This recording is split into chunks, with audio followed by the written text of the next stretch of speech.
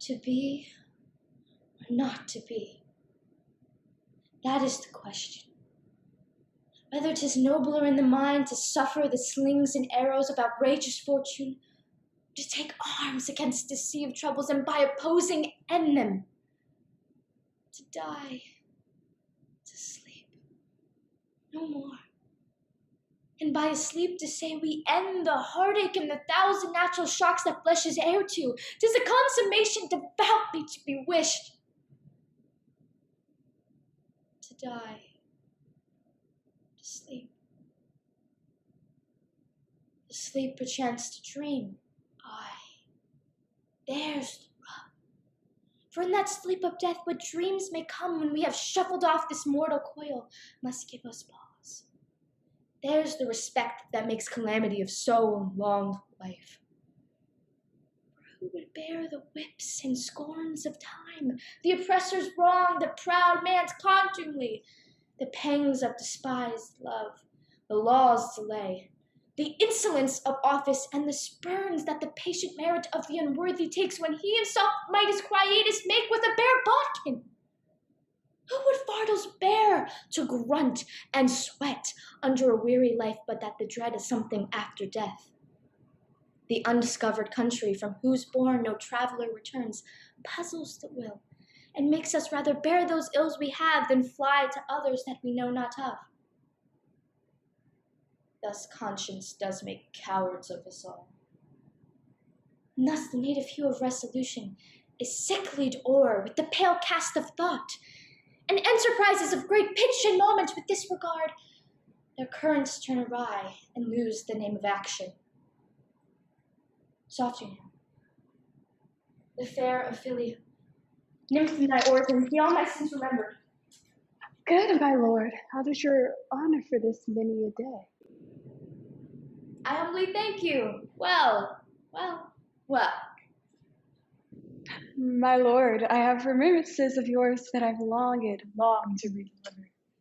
I pray you now, receive them.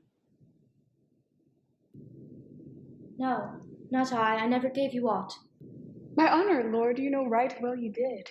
And with them words of so sweet, breath composed, has made the things more rich, their perfume lost. Take these again, for to the noble mind rich gifts rise poor when givers prove unkind.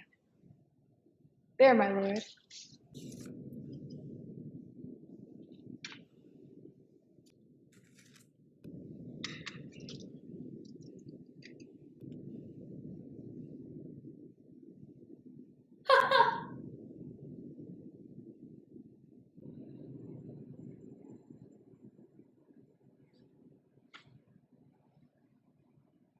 Are you honest? My lord? Are you fair? What means your lordship? That if you be honest and fair, your honesty should admit no discourse to your beauty. Could beauty, my lord, have better commerce than would honesty? Aye, truly. For the power of beauty will sooner transform honesty from what it is to a bawd than the force of honesty can translate beauty into his likeness. This was sometime a paradox, but now the time gives it proof. I did love you once. Indeed, my lord, you made me believe so. You should not have believed me. For virtue cannot so inoculate our old stock, but we shall relish of it. I loved you not. I was the more deceived. Get thee to a nunnery. Why wouldst thou be a breeder of sinners? I am myself indifferent, honest, yet I could accuse me of such things. It were better my mother had not borne me. I am very proud, revengeful, ambitious, with more offenses at my beck than I have thoughts to put them in, imagination to give them shape, or time to act them in. What should such fellows as I do, crawling between earth and heaven?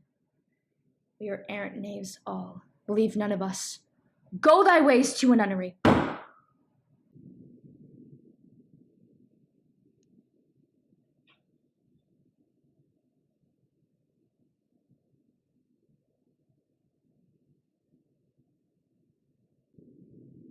Where's your father? At home, my lord.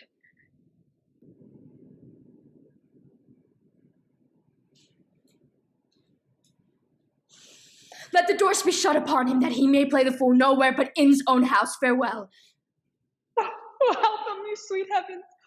If thou dost marry, I'll give you this plague for thy dowry. Be thou as chaste as ice, as pure as snow. Thou shalt not escape calumny. Get thee to a nunnery. Go, farewell.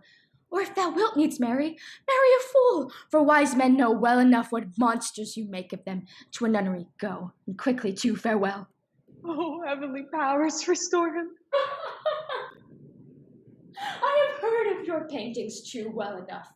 God hath given you one face, and you make yourselves another. You jig, you amble, and you lisp. You nickname God's creatures, and you make your wantonness your ignorance. Go to! I'll no more on't. It hath made me mad. I say, there will be no more marriage. Those that are married already, all but one shall live. The rest shall keep as they are. To a nunnery, go!